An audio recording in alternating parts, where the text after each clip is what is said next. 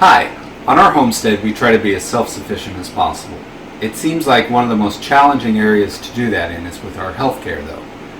So, welcome to the Neil's Homestead, and today I will be drinking cleaning products for good health.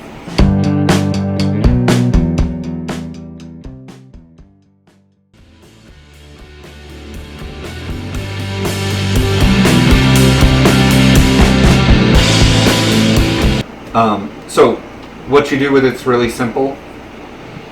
You just take about a quart of hot water and you want to take about a teaspoon of the borax.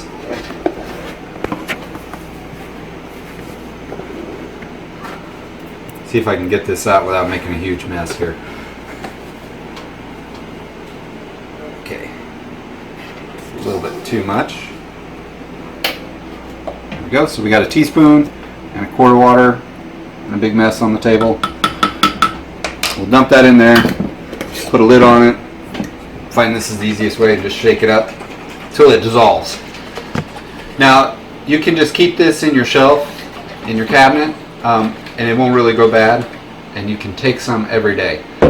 The recommended dose varies depending on what symptoms you're facing, so see where you're at on that. If you're taking it as just a supplement and you're not really having any symptoms, then you take less, but if you are actually having symptoms, you want to take more of it. So generally you'll want to take about a tablespoon of this, and you can just take it straight. You can drink it out of the jar, but it helps to mix it with water, and then you just drink this down.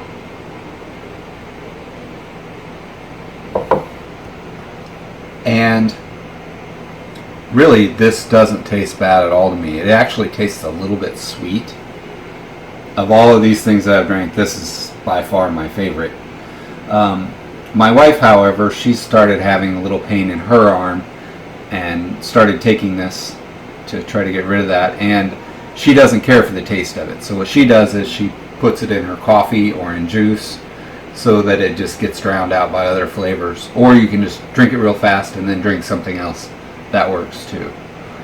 So this is not some instant healing magic elixir. It's a slow process that your body has to go through to heal itself. You can probably expect to start seeing some good results in 2 to 3 weeks. Just keep taking it, stick with it. I would recommend that you go to the internet and research for yourself. Look up the benefits of this, look up the dosages of it, and check it against your own situation. Make your own decisions on that.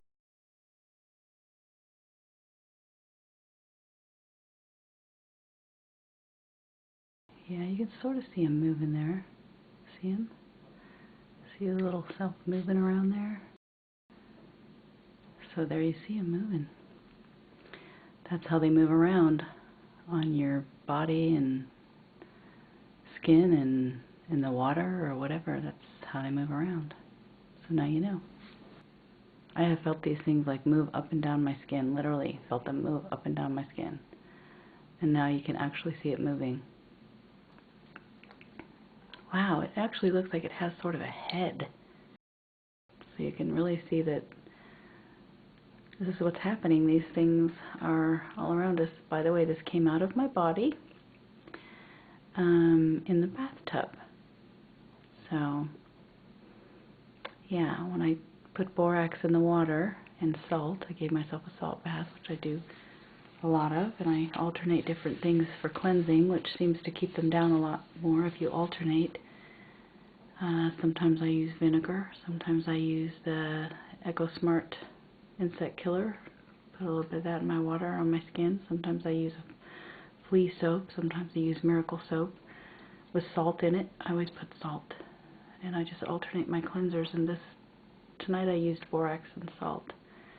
And yeah, so there you have it. These are what you find in your bed. You find these, you shed them. They're also getting into your body. Sometimes I'll take off my sock and find one on the bottom of my foot. You'll feel itching and so forth, trying to get in you. But anyway, somehow it has some enzymes like a parasite, and these things can enter you. So Yeah, that's what's going on, and it's really scary. Anyway, it's really true as well. Okay, now, here's the punchline, ladies and gentlemen. Where did those samples come from? They came from trails, ladies and gentlemen. Trail goo. Okay, are we on the same page now? I'm sending 3 recently collected samples that may be significant. One is a tangled mass of fibers that I washed from my hair. In this mass is one whitish fiber that is obviously coated with a vitrol, V-I-T-R-O-L, blue substance. This coated fiber is of great interest to me. A second sample is a fine-toothed lice comb containing God knows what. I see our old friend, the fiber, in 3 colors, a substance that looks like a translucent pink gem, J-E-M, and numerous particles of what may be inorganic minerals. Hope you find these as interesting as I. So the chemtrail fiber and the current Morgellons fiber, there is a match or a certain similarity. So we've got a link. Yes. Okay, all right. That's what I wanted to establish. To show you something highly concerning during something with this here.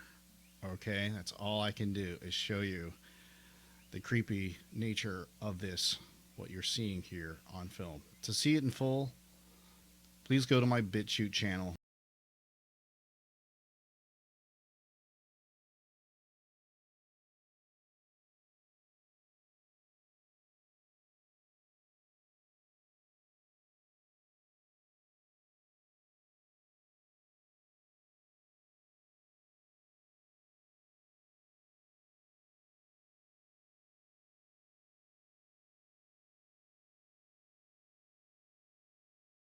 These are nanotubes and LEDs assembling themselves in an electric field known as a Tesla field. Wow. And notice they're self-powered. Well, the power, the electric energy is coming from the ionization of the electric field. What does do is a large antenna where we beam radio frequency energy up into the upper atmosphere. We do by beaming up radio frequency up into the ionosphere. Uses 1 billion watts beamed straight into the ionosphere for experiments. If you do this with 2 billion watts, the vibrations are so violent that the entire piano would shake. In fact, the whole house would shake. In fact, the vibrations could be so severe underground that could even cause an earthquake. And they basically can stretch out for miles and miles. And here we could see the electric fields being used. The presence of the electric field is powering the fluorescent bulbs. Anybody who's been to a Tesla lab down in LA museum, the Tesla coil there. Here we could watch it. The Tesla phoresis literally lighting up the LEDs and nanotubes and assembling it in the footage without liquid. Absolutely amazing. And I got some more footage of it, assembling it. These are letting them assemble in a basic field. But what would you think would happen if they could create a more complex magnetic field environment? In this example, we could see them applying this electric field at different points. See how you can set it and make it interconnect one another like we see here. Assembling themselves. And these are carbon nanotubes. There's more than just carbon. There are other forms of nanotubes that are more productive. These are the ones that we know about, okay? More powerful, stronger electric ones. Conducting electric current. Remember I said that. Next, I would like to make the connection with that and Morgellons, because this is pretty mind-blowing. So here are Morgellons that fell upon a tomato leaf. Now, it takes 400 to 450 times magnification to see this. This thing, I believe, is filling the electric fields of this person's finger. Very tiny electric fields. Now, here they are falling from the sky and being seen in the ultraviolet light spectrum. Trillions of them. Yeah, and everybody's breathing this stuff in. Doesn't affect everybody, though. Like maybe 5% of the people whose bodies are not able to regularly get rid of these out of their systems, they will accumulate and they get what they call Morgellons disease. This is where it gets crazy. Now, this guy that you see here was assassinated not too long ago, and he's been touching on this topic. He's no longer around. God rest his soul. Thank you for the work you've done, brother. The connection I want to make with the 5G network in all this is the crystals inside the Morgellons. And what does that have to do with the 5G network? And I'll explain why crystals are so important to the 5G network, Morgellons disease, and the black goo. Here they have red and blue look nanotubes found inside their skin and throughout some of people's bodies. And some people are dying of this. And they always insist on incinerating, cremating these people lest they'd see any crazy evidence. Now, when these little hair-like fibers get breathed in, and for those people who don't have the immunity and it builds up, they're self-replicating, will build and make crystals.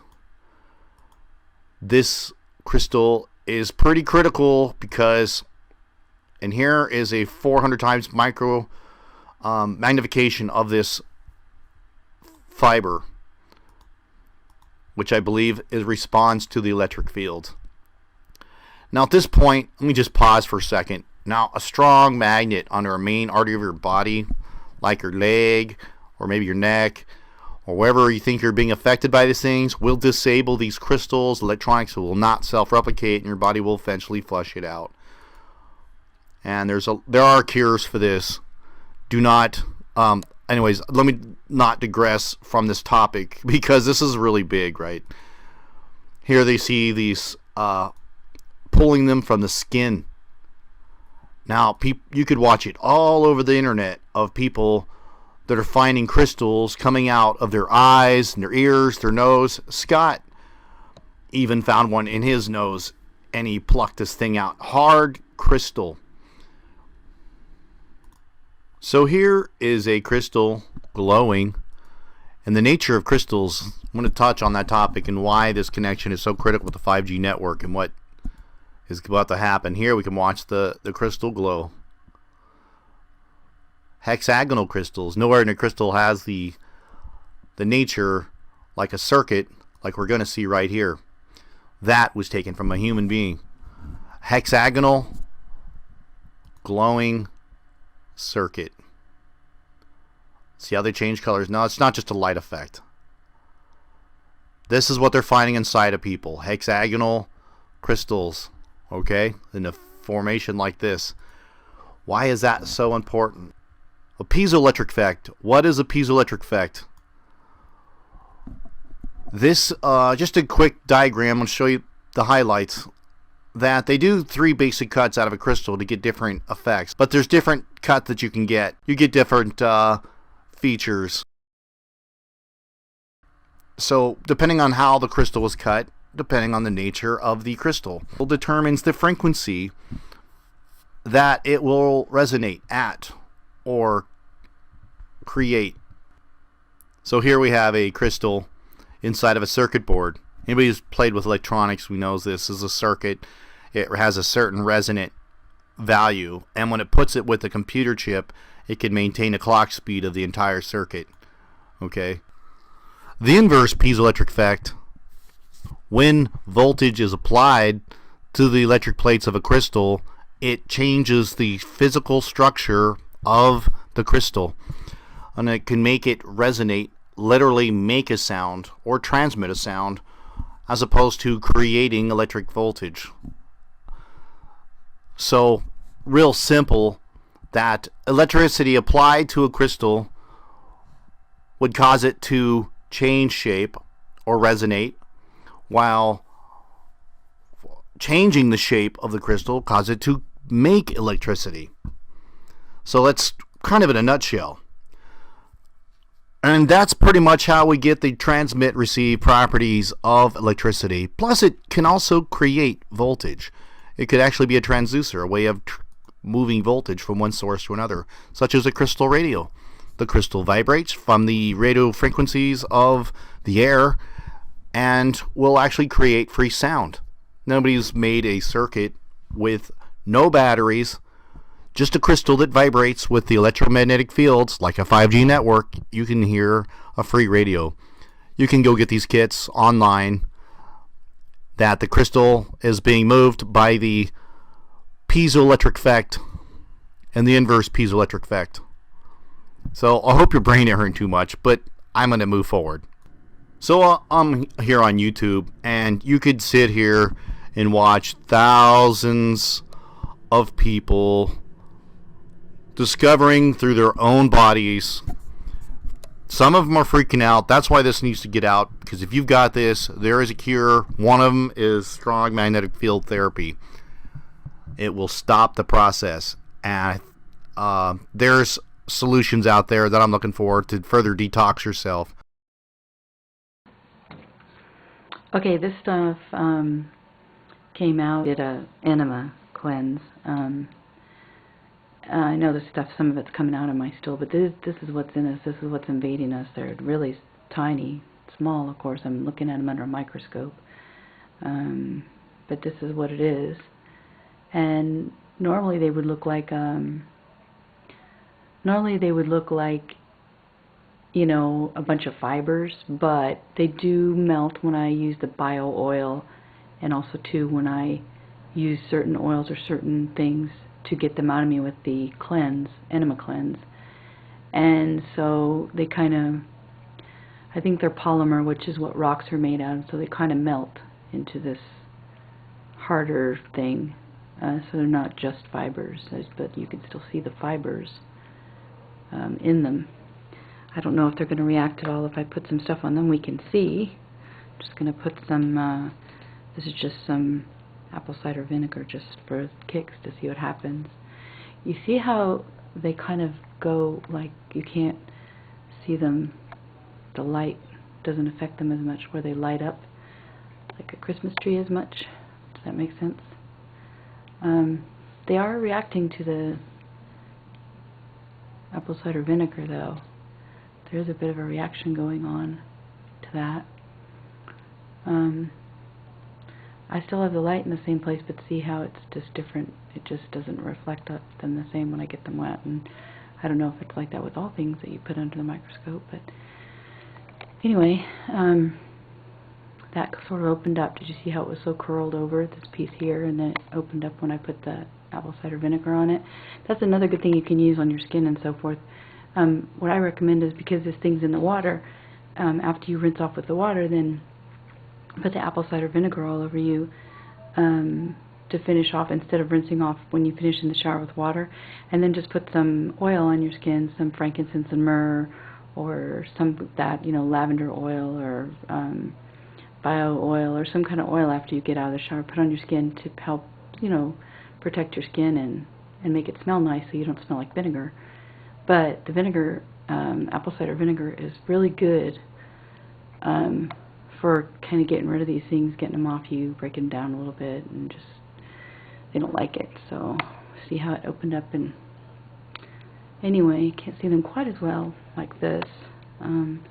There we go. Get them this side, and then you can see some of the fibers. See the black fibers that are visible now, because they pop out a little bit. See that? They pop out with the apple cider vinegar. Makes them pop a little bit more. See, get this one a little more clear in the scope there. There we go.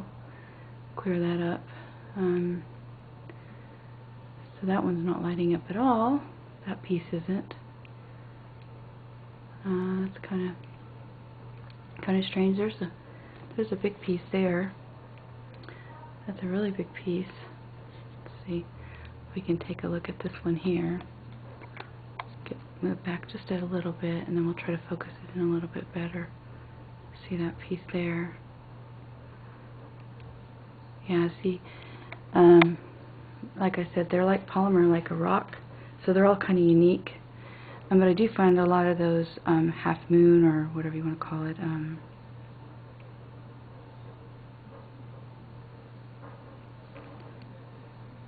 crescent shaped pieces. I do find a lot of those. So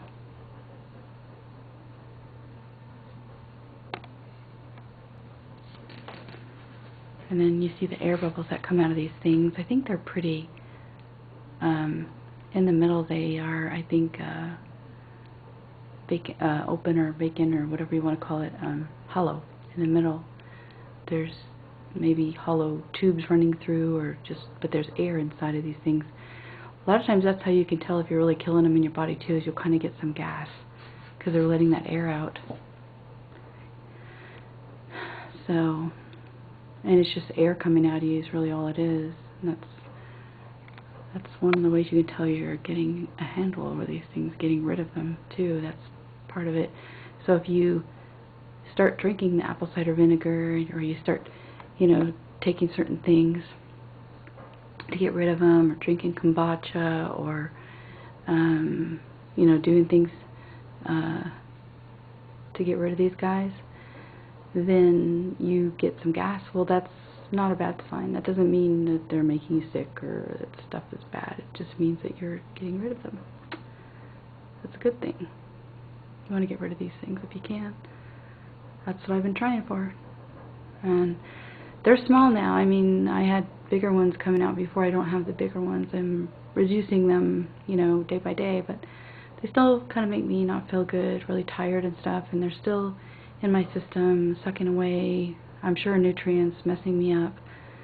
But I work really hard every day trying to keep them in check, you know, so they're not totally destroying me. Looks like some kind of big something or other right there. I don't know what that is.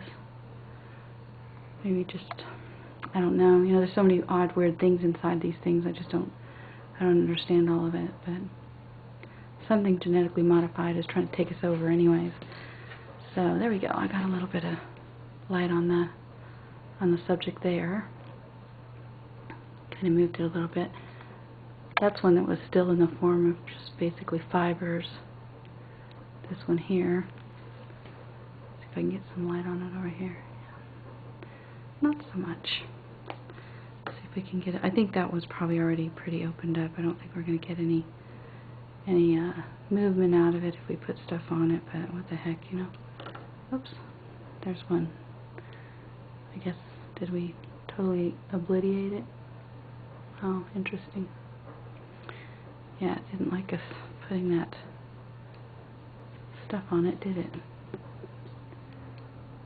So, anyway, there you have it. Watching a little bit more what's going on. Oh, there it is. Just a piece of it fell away. There's the rest of it right there. Alright, well, I just wanted to be able to show you this, what's going on here again, and, you know, oh, there we go. That's better. Got it up there a little bit better. And just, you know, let you know that, yeah, there's hope, and, you know, just gotta be, you know, kind of keep after a little bit, and, keep praying, you know, that's a good thing, too.